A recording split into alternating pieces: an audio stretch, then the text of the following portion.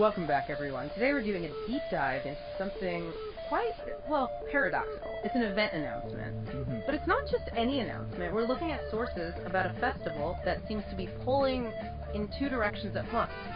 On the one hand, it's presented as this really joyous, open, community celebration, barrier-free even. Yeah, completely open in that sense. But on the other hand, it's described almost like a fortress. It's being protected by, constitutional defenses, very specific legal warnings. It's quite striking. It really is, and that's our mission today, isn't it? To unpack this, we're focusing on the upcoming 7th International Interent and Sociocultural Afrika-Festival of 1000Drums. It's planned for November 2025 in Leipzig, Germany. Right, and like you said, this isn't just us reading out an advert. We're going deep into the announcement itself because it carries this really specific, profound mission, and it includes these incredibly explicit statements about who can come, who can't, and why. Security is a massive theme. It absolutely is. We need to look at it through these two lenses, First, the celebration side, the culture, the community, the joy. It's meant to be about integration. Okay.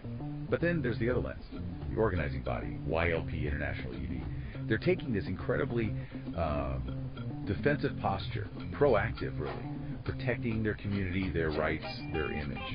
So it's like celebration and defense, hand in hand. Precisely. And the fascinating part is the sheer depth of commitment to both. They seem to believe that you need this level of security, this constitutional backing, for the cultural celebration to even happen authentically. Interesting. So the big question we're exploring is, why? Why does a cultural festival, supposedly built around the universal language of the drum, need this kind of intense legal fortification? What does that tell us? Okay, let's start unpacking it. Section 1, the basic logistics. The what, the when, the where. Right. Grounding ourselves in the details first. And the sources are, as you noted, meticulous. Even the title tells a story. It does. It's the 7th International Inter and Sociocultural Leipzig Afrika-Festival of 1000Drums. Big emphasis on the drums. Huge EE emphasis. Yeah. But then they immediately add that little clarification. Oh, yeah. More than drums. Exactly. And that little phrase, more than drums, it's like a signpost right away, isn't it? It tells you, the listener, okay, the rhythm, the sound, that's the heart maybe, but the purpose goes way beyond. That's the dialogue, community stuff. Right, intellectual discussion, community action, we'll get deeper into that in the next section. But for the basics, the when, it's set for a full weekend, Saturday, November 22nd, and Sunday, November 23rd, 2025. Giving people plenty of time to engage. And the where is the Garage Ost in Leipzig. Hermann-Liebmann-Strasse, 6567, D04315, Leipzig. That's in the Federal Republic of Germany, just to be absolutely precise. And venue choice can be significant for community events like this. But what really jumps out from the logistics, I think, is the commitment to accessibility. Definitely. The announcement is really explicit. It says the event is barrier-free, so thinking about physical access for everyone. Which is crucial. It's family-friendly, and maybe the biggest point here, it's completely entry-free, costless, no charge to get in. And that free entry, that's not just a nice gesture, is it? It feels fundamental to the mission they talk about, integration. It means it's not just for enthusiasts who can afford a ticket. Right, it's genuinely open to the public. It makes it a public good, almost. Yeah. Maximizing that cultural encounter between, immigrants and the host community. That's one of Y.I.L.P's stated goals. And that openness, it creates this really stark contrast with the security warnings we'll discuss later. It highlights just how hard it must be to keep a face truly open when you're also worried about, specific threats. It's a real balancing act you're attempting. Okay, so what about the program? What are people actually going to do there besides listen to drums? Well, it's incredibly diverse, actually. It goes way beyond just a concert. They've built this whole kind of ecosystem around the rhythm. For instance, free percussion workshops. 3 workshops. For everyone. Yep. Open to all ages, it says. Really trying to pass on the craft. They even name the instructors Karaba Sar and Sean Gracie. That's great, because workshops, they turn passive listeners into active participants, don't they? It breaks down barriers. Exactly. But it's more than just music lessons. There's a full African bazaar planned. The market aspect. So food, drinks. Yeah, African food and drinks, trade, art goods. It sounds like a proper marketplace. Plus, open free picture stands, maybe an exhibition space too. It's about immersion, not just performance. Creates that social hub, that economic space as well. It's vital. And then there's the part that really underlines the more than drums idea. They're hosting an open forum. Okay, focus on what? specifically on migration, diaspora, Africa, and exile-related topics. So it's not shying away from the tough stuff. It's creating a space for critical discussion. Right. That's where the cultural exchange becomes real dialogue, maybe even political dialogue. It connects directly back to the organizers' broader mission, that dual focus you mentioned. They're not just showing off culture. They're encouraging people to think critically about its context, about the lives and challenges behind it. Makes sense. And they also mention specific activities for children. Right. Fulfilling that family-friendly promise. Engaging the next generation, not just in the fun parts, but maybe in the dialogue, too, in age-appropriate ways. So a really packed, multi-layered program. Well, let's talk about the music, because the name is 1000Drums. What's the lineup look like? Okay, the announcement does say there are, no full warranties yet, because it's still some time away, planning timelines and all that. Understandable. But the list of pre-contracted acts they do mention is already pretty impressive. It signals some serious international reach. Like who? Who's on the list so far? Well, first up, they name the Burundi National Ensemble Drummers, specifically Group Sanwikiyago Zone Gagara. Wow, okay. That's significant. That brings a level of global recognition, doesn't it? These ensembles often represent deep cultural heritage, complex traditional drumming, and dance. That's a serious anchor for the festival. Definitely sets a high bar. Then, closer to home, they mention teacher Oliver Band from Halle am Saal, which is another city in Germany. Right, so including regional, perhaps diasporic talent from Germany itself. Important for that integration aspect. And then there's this really interesting combination. Korafola, Jelekeba Kuyata, and Roots Reggae Manding. Ah, okay, let's break that down. Korafola Jelekeba Kuyata. That name suggests a master of the kora, the West African harp flute, central to Manding culture. Yeah, 21 strings, I think. Usually, yeah. And then Roots Reggae Manding. The source says it's a merger of a collective called Wantanara and Trio Farema. Apparently Trio Farema used to be called Madame Tom Tom. So complex there. Okay, so multiple groups coming together. It seems so. And they're explicitly blending that ancient Manding tradition, represented by the kora, with roots reggae. The more political, revolutionary sound. They even coined the term reggae manding. Reggae manding. I like that. Sounds like a conscious fusion. Cultural roots meet contemporary diaspora experience. Exactly.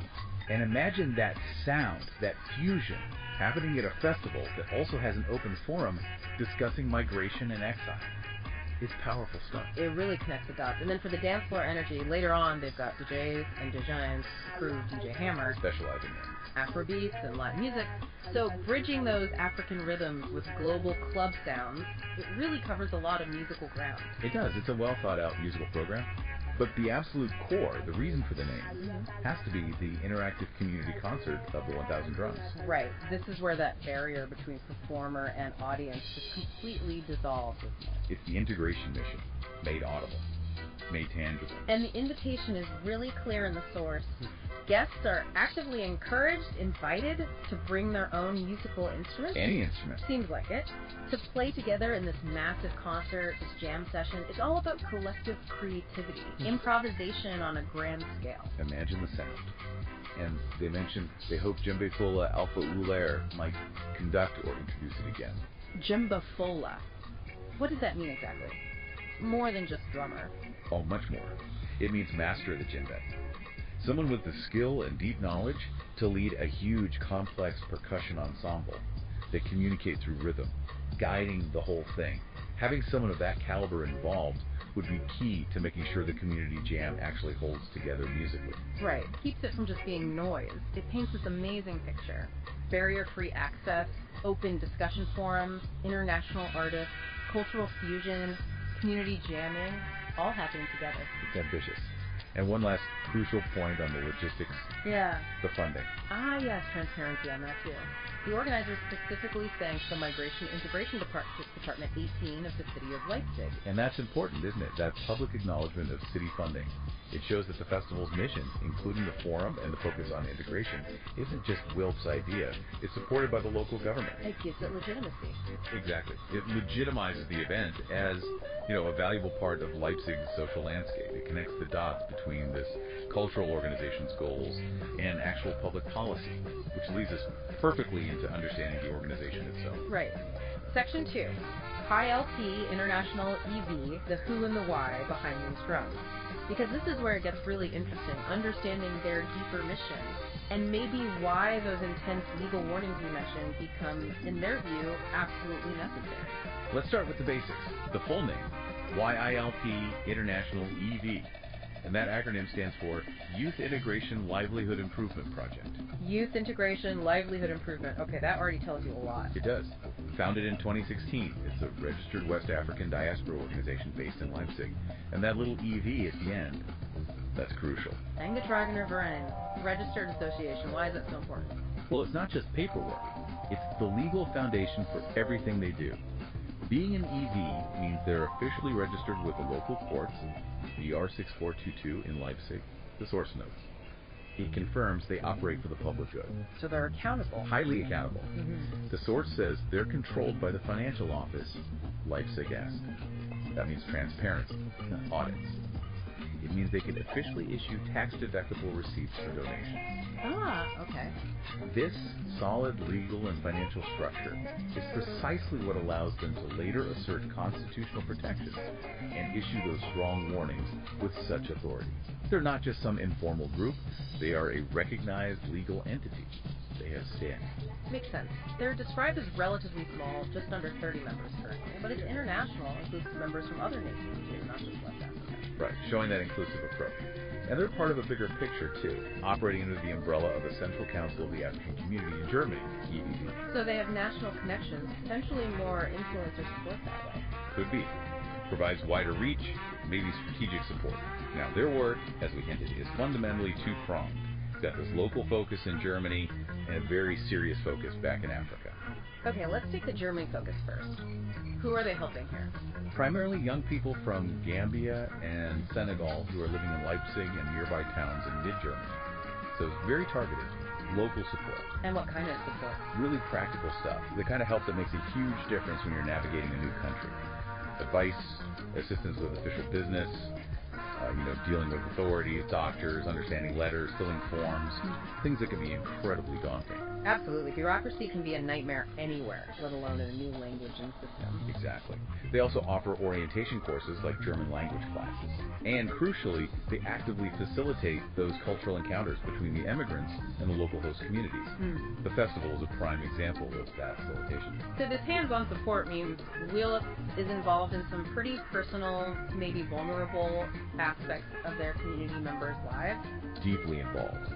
Which, you could argue, makes their public events, like this festival, highly visible points of contact, and potentially points of vulnerability if they're not protected. The festival is the public face of all that quiet, difficult work happening behind the scenes. Okay, that context is important. Now what about the other prong? Their focus in Africa. This sounds more intense. It is. The language here is very strong. Their core advocacy is stated as the consequent implementation of rights for children and youth in Gambia, and the sustainable improvement of their livelihoods. Consequent implementation of rights. That sounds like serious human rights work. It absolutely is. They're committed to fighting systemic issues, violence, poverty, through a rights-based approach to development. And the source material doesn't shy away from detailing what they're fighting against. What does it list? It's a sobering list, frankly, and it gives critical context for why this organization might feel the need for such strong self-protection. It lists fighting severe developmental crimes, including genital mutilation, forced child marriage, child pregnancies, prostitution, and drug abuse. That's incredibly heavy stuff. It is, and the list goes on. They explicitly mention fighting Unterernährung, malnutrition, and child labor. Their overarching goal is to enable access to education and health care for these young people. So when you see that list of human rights violations they're actively campaigning against, you realize Y.I.L.P isn't just organizing a drum festival. Not at all. They're operating on a global stage against some really entrenched forms of harm. They are, in effect, a human rights advocacy group that uses culture as one of its platforms. So the festival isn't just a party. It has to serve that larger mission. Awareness, maybe fundraising? Awareness, fundraising, community building, self-definition, it all ties together. It gives them the platform and maybe the public standing they need to continue that critical work in Gambia and Senegal. Which explains perfectly why the festival itself is listed as an Informations- und Kulturveranstaltung, an information and culture event. The information part is directly linked to these battles. Precisely, and they've done this before. The source recalls the 2023 festival, which apparently featured a 2-day Migrationspolitisches offenes Symposium. A migration policy open symposium. So the political and intellectual side isn't an afterthought, it's baked in. Completely integrated. The drums might provide the heartbeat, the connection, but the symposium, the forum, provides the substance, the why. And underlying this huge effort, the local integration work, the international rights advocacy, there's this core philosophy.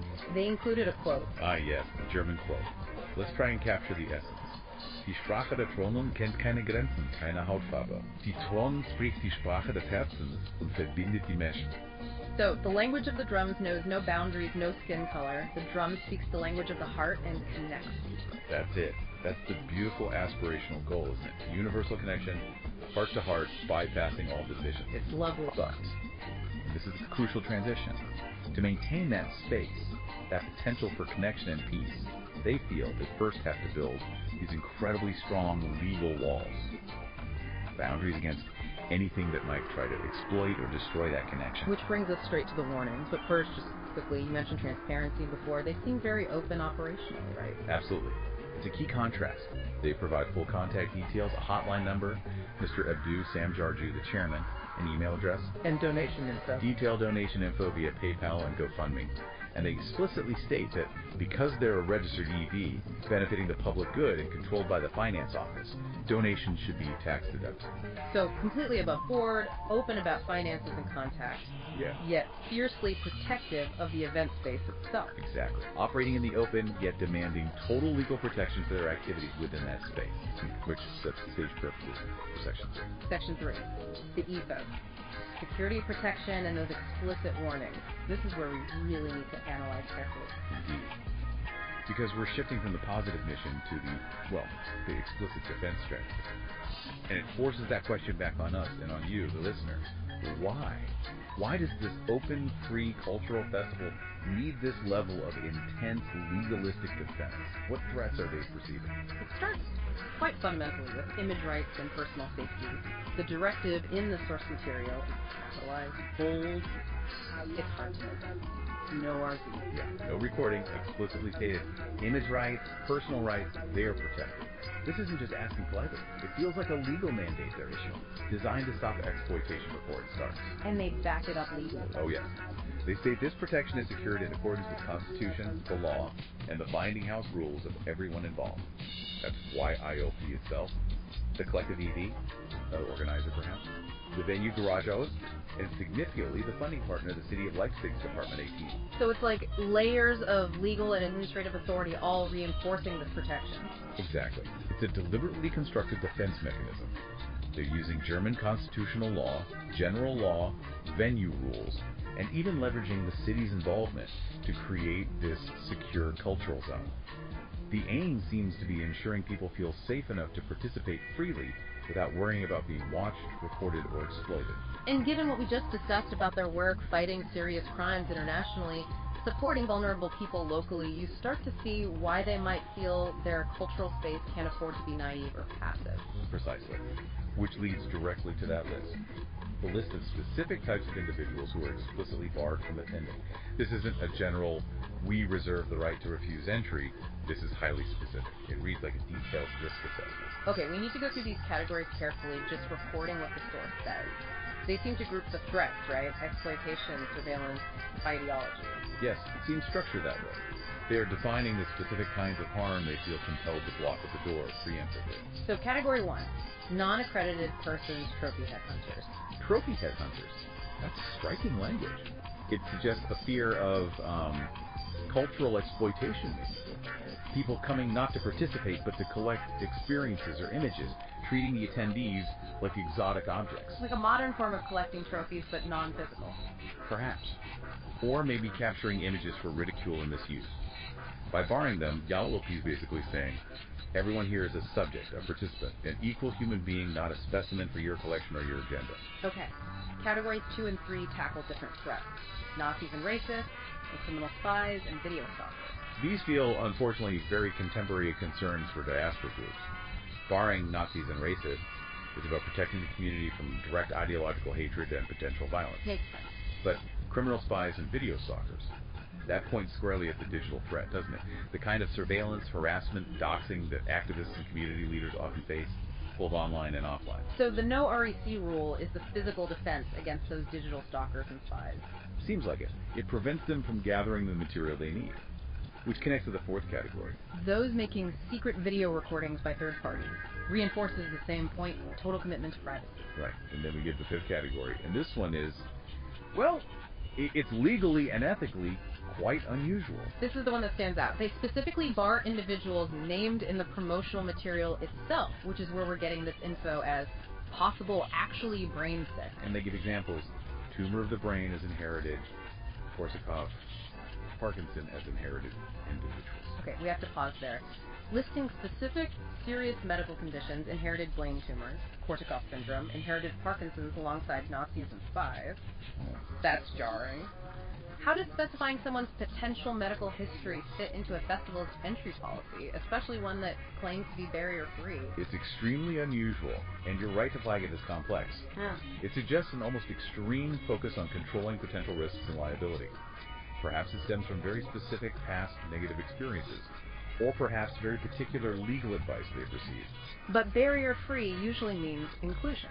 Physically barrier-free, yes. But this exclusion seems aimed at preemptively mitigating perceived risks of disruptive or dangerous behavior that could be linked, in their assessment, to certain severe cognitive impairments. Behavior that might cause disturbances, security issues, maybe even violence, for which the organizers, the EV, could be held legally responsible. So it's an attempt to legally define a safe environment, even if the way they define the unsafe elements uses this very specific, potentially sensitive medical language. That seems to be the rationale, however jarring it reads. It shows an absolute determination to control the environment for safety, prioritizing that control even over potential issues of sensitive classification. But the language doesn't stop there, does it? It escalates. No, it gets even fiercer. Beyond those specific categories, there are these broader warnings. Really intense language. Uncompromising. They warn against hackers and other abusers, terrorists, organized crime mob, hate criminals, intended murderers. Intended murders. And then, the most historically charged one. Real existing Auschwitz. SS heirs. The exclamation point after Auschwitz is in the source material. Wow. Putting 1000 drums in the same document as Auschwitz SS heirs. It's incredibly visceral. What's the intent behind using language that strong? It feels like a deliberate strategy. Confronting history, confronting present-day threats head-on. They follow it up with language like being deeply disgusted, and without any mercy against the anti-human enslavers and murderers, self-declared beast-like cursed and fallen Herrenmenschen scum. Herrenmenschen scum, master race scum. They are using the festival announcement itself as a platform to declare moral and legal opposition to historical atrocities and contemporary organized crime and hate. It's a line in the sand. They state unequivocally they will not survive public performances of criminal media works affecting our rights. That sounds like a direct legal threat. Like, if you misuse recordings of us, we will pursue you relentlessly. It reads exactly like that. A legal ultimatum within a cultural event notice. Yeah. And to prove it's not just talk, they've mentioned their process. Right. They emphasize the reporting mechanism. They say they report these individuals to international and local sharpest prosecuting services and organizations. So they're actively using the legal system, both in Germany and potentially internationally, which connects back to their work in Gambia, dealing with serious crimes. They're stating the festival operates under the full protection of the law, and they will proactively use that law. And underpinning all of this defensive strategy is that anti-colonial stance. You mentioned the quote. Yes, this one line sums up so much about the historical trauma they're trying to prevent repeating. The festival is not a Leipziger VOELKERSCHAU. Neo-colonial threats stay away.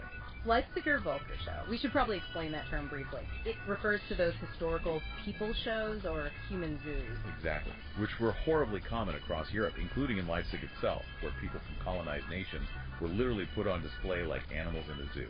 It was pure objectification and racism disguised as entertainment or pseudoscience. So, by using that specific term, Y.I.L. is drawing a direct line. They're saying, we know our history, we know the history of the city, and this cultural event is founded on equality, respect, constitutional rights, not on that colonial gaze, not on neo-colonial consumption. It's a powerful rejection of that past and a definition of the present event on their own terms. Yeah, okay. So let's try to pull these threads together. What does it all mean? We have an event that's free, family-friendly, focused on integration and dialogue. And simultaneously, it's this fiercely defended space defined by constitutional law, house rules, city backing, and these incredibly stark warnings against very specific threats, from racists to stalkers to, quote, SS heirs. It's like they're embedding legal defense directly into the cultural fabric of the event, arguing it's necessary for true freedom to exist within that space. I think that's a good way to put it. If you connect it to the bigger picture, Y.I.L.P is using its entire platform, its legal status as an EV, its government funding, its community network, to carve out a space that they declare legally immune to certain type of harm, exploitation, surveillance, specific political and historical hatreds. It's a statement, really, that culture, knowledge, community, they're valuable, but they're also vulnerable. And for them to truly thrive, they need active, vigilant protection. For Y.I.L.P, it seems the peace they hope the 1000Drums will create isn't a passive thing. It's not just hoping people will be nice, it's an actively constructed and legally enforced state. Peace as freedom, as they put it, but a freedom secured by law and community vigilance against clearly defined enemies. It's a lot to take in. Okay, let's try to synthesize in the final section. The outro. What are the key takeaways for you, the listener? Well, I think the main thing is understanding the sheer complexity of this 7th Afrika-Festival. It's not simple. It's highly structured, deeply community-focused, intensely politically aware, and it's all driven by Y.I.L.P International EV's really demanding dual mission. That local integration support in Leipzig on one side, and that incredibly serious rights-based development work fighting severe crimes back in Gambia on the other. The festival serves both. And we shouldn't overlook the infrastructure that supports initiatives like this. It's interesting that the source material specifically thanks the Internet Archive. The Internet Archive?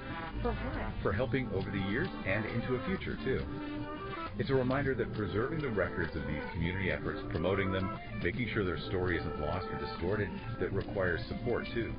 Digital infrastructure becomes part of the ecosystem needed to withstand the very threats, like hackers and stalkers, that Y.I.L.P is trying to guard against. That's a really interesting point. The digital archive is another layer of protection or preservation. So the ultimate takeaway seems to be this inherent tension, this contrast. Exactly. The contrast between the universal open invitation of the drum circle speaks the language of the heart, no boundaries, and the stark legalistic language of the warnings. The exclusion lists, the constitutional references, the threats of prosecution. It leaves us with a really provocative thought, doesn't it? I think so. This organizing body, Y.I.L.P, feels it necessary to use the full force of constitutional law and this incredibly blunt language to carve out and protect its cultural space. They define exactly who is welcome and who is explicitly barred, naming everything from trophy hunters to intended murderers to SS heirs, even specifying those rare inherited brain conditions. We know cultural events often need security guards, maybe bag checks. That's become normal. Right. But when a community group rooted in humanitarian work feels compelled to issue these kinds of detailed, preemptive, legal, and ideological warnings as part of the invitation, what does that signal about the environments they feel they're operating in? What does it tell us about the perceived state of just trying to hold into your cultural exchange today? So the final question for you to ponder is, what does it actually take in today's world for a festival to genuinely be a peace as freedom-loving meeting, as you puts it? Is that freedom, that peace, only truly possible when the community draws these incredibly sharp lines? When it creates a space that's not just culturally open, but also rigorously, legally, and ideologically defended? Is that the reality of fostering connection in a fractured world? Something to definitely think about. That's all we have time for today. Until next time.